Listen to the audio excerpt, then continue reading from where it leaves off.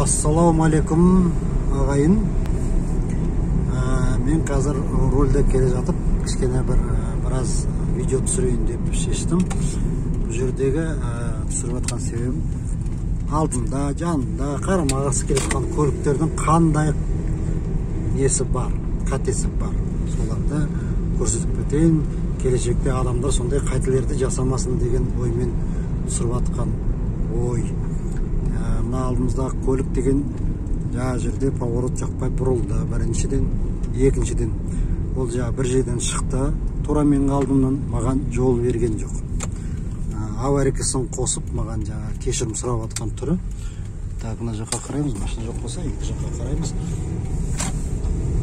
Негізі бұлай жүруге болмайды. Қай жақтан шықсаңыз да көпшілігі мына алдымен парковка жасайды да, потом артымен шығамай тұрады. Сондықтан мүмкіндігінше парковканы артымен жасаған жақсы, өйткені алдымен шығып кеткенге оңай болады. Жаңа мына көліктегі келіншек алдымен қойған екен де бір жерге, сонымен артымен шығып тура жолдың үстіне шығып кетті. Енді дұрыс жүргізе алмайтын көрініп тұр.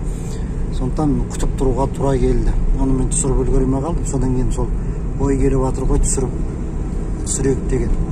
Негізі жолда мысалы қарасаңыз, мынау жолымыз қазір біз оңға бұрылған кезде жол кішкене тарылай бастайды. Кез келген жол, егер екі бағытта болса, екі бағытта ғой, көп жолымыз, егер қосымша белгі жоқ болса, ол жол екі бағыттағы. Қысқаша айтқанда, екі бағытта болғандықтан біздің бағытымыз оң жақта. Біз енді оң жақта ғой, правосторонний движение дейміз. Біз оң жақпен жүруіміз керек.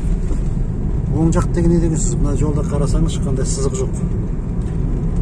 Өзіміз көзімізбен есептеуіміз керек. Ортада сызық бар деп. Сол сызықтан өтіп кетпеуіміз керек. Сызық бар болса да, жоқ болса да, содан шықпауға тырысуымыз керек. Енді қазір осы қателерді көре бастайсыздар. Қазір мен деге солға бұрылдым, өзіміздің бағыттағы жолақпен.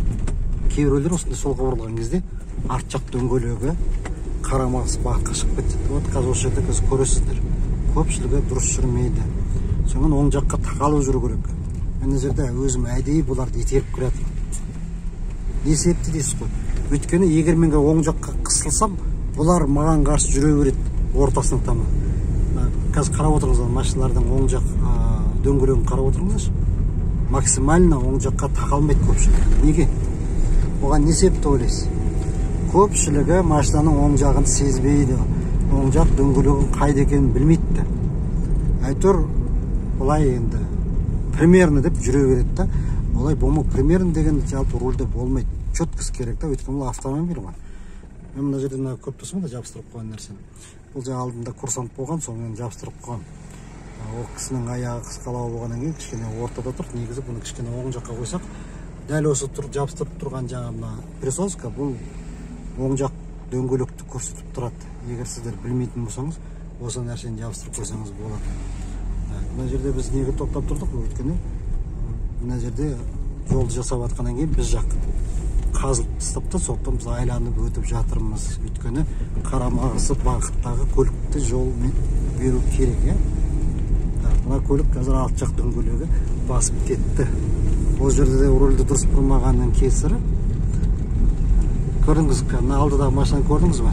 Бұл қазір қарама-қарсы бағытпен кетіп бара жатыр. Байқаған жоқсыз ба? Солға бұрылған кезде сонымен қатар алдыдағы машина көрінбейді. Өйткені жерде қоршау тұр. Үйдің қоршауымен қарама-қарсы бағыт көрінбейді. Оны ол сезген де жоқ. Сезген де жоқ, ол деген бұрылып кетті. Дәл сол кезде, дәл осындай бір көлік алдынан шыға келсе, ойлаңыз не болады екен. Сондықтан, неке қараңыз, бұл тура ортамен кетіп баратыр. Неге ол ортамен кетіп баратыр? Өйткені ол көлік жоқ дейді. Сөйтіп ол әдетке айланып кетеді. Өстіп жүре береді, көлік жоқ деп ойлайды, бұрылыста да жоқ деп ойлайды. Енді ол көлікпен біз қоштасайық, сау болсын, аман болсын, біз ары қарай кеттік. Вот қараңыз, мына жерде судың ізі тұр, бұл жолдың ортасы, ары қарай шығып кетуге де болмайды. Егер біз деген қарама-қарсы бағытқа шығып кетсек, онда мындай көрінбейтін жерде. Қазір мына машинаны қарайық, бұл дұрыс жасап жатыр.